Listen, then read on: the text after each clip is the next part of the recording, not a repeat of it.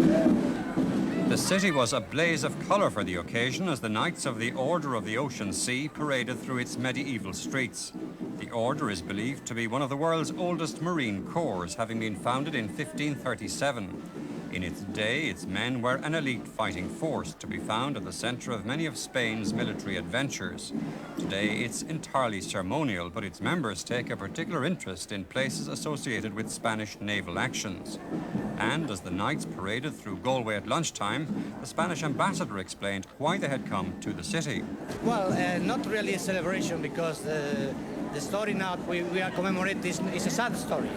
It is goes back 400 years when the survivors of the Spanish Armada were shipwrecked along the coast of Galway, although they were protected by the Galway people, but the governor of the city, Sir Richard Bingham, ordered that all of them were executed. So they were executed, and the Irish ladies of Galway buried them in the cemetery of Forehill. We're going to have now at 12 o'clock a mass and to put a memorial in the cemetery in remembrance of these about 300 Spaniards who were killed. Tradition has it that the English authorities who controlled the city at the time rounded up and hanged 300 Armada survivors at a fort overlooking the harbour close to the famous Spanish Arch. This afternoon, the ambassador and the Knights were shown the arch, which commemorates Galway's trading links with Spain.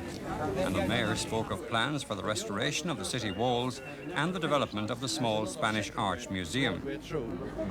But this one is still in use today, continually in use.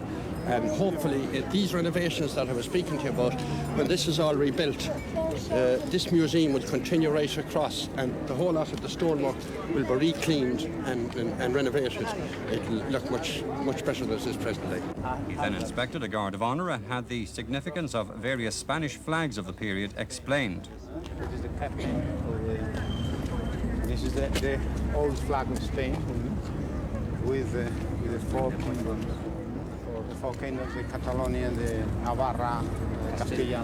But are the Spanish satisfied that the Irish behaved honourably in their treatment of the Armada survivors, or did they collaborate with the English in the massacre? We think that, and we are sure, we don't think, we are sure that the people from Ireland were helpful. And you have to read the history and the histories of O'Rourke and McClancy here that pay with their lives, they pay the help they gave to the Spaniards.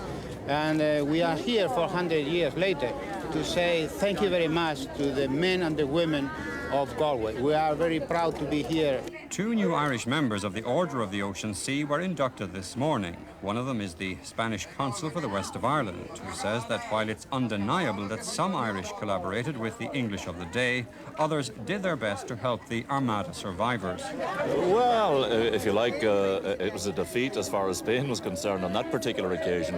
But it was really symbolic of the understanding that there was between Ireland and Spain, that there always has been even before the Armada. This place where we're standing at the Spanish Arch was the scene of comings and goings, commercial trading, cultural exchange, long before that particular defeat of the Armada. How does Galway really stand the test of history? Were we treacherous to the Spaniards, or did we treat them honourably?